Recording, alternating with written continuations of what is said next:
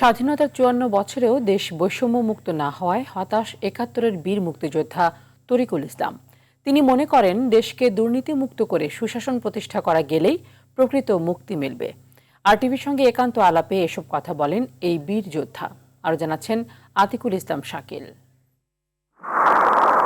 Vote oh ভাতের অধিকার এবং স্বাধীন মানচিত্রের জন্য ৭১-এ মুক্তিযুদ্ধে ঝাঁপিয়ে পড়েছিল এদেশের মুক্তিকামী মানুষ। তাদেরই একজন, সে সময় ১০ম শ্রেণীতে পড়া সিরাজগঞ্জের তরিকুল ইসলাম। যুদ্ধের দামামা বেজে উঠলে সহপাঠীদের নিয়ে তিনি জেলে সেজে নৌকা নিয়ে ভারতে প্রশিক্ষণ নিতে যান।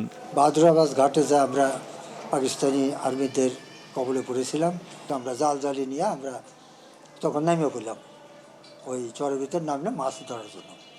সার্চ লাইট দিলে দেখা গেল যে আমাদের দেখে এরা আবার ঘুরে গেল, চলে গেল।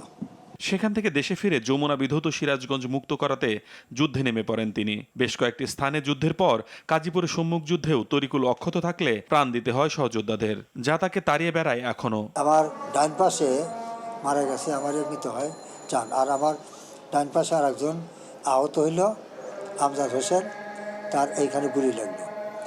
আর আমার বাম পাশে একজন আহত হলো, আবুল কাসেম, সে এখন মারা গেছে। এত রক্ত ও সম্ভ্রমের বিনিময়ে অর্জিত স্বাধীন দেশে তৃপ্ত নন তরিকুল। তার মতে, এখনো পরিপূর্ণ স্বাধীনতার স্বাদ পায়নি দেশের মানুষ। এই দুর্নীতি জিনিসটা এইটা এই দেশে একটা চরম আকার ধারণ করছে। এই যে সব সরকারের সময় হয়েছে, কম আর বেশি। তো আমরা এটা চাইনি, আমরা এইটাই বৈষম্য, যে এই সরকারে যেই থাকুক কোনো দুর্নীতি থাকবে না। আমরা সেই দুর্নীতিমুক্ত সমাজ চাই।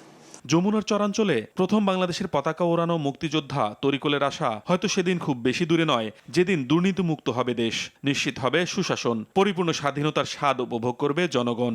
এটা আরো বিশ্বে অনেক জায়গা হয়েছে। আতিকুল ইসলাম শাকিল, আরটিভি, ঢাকা।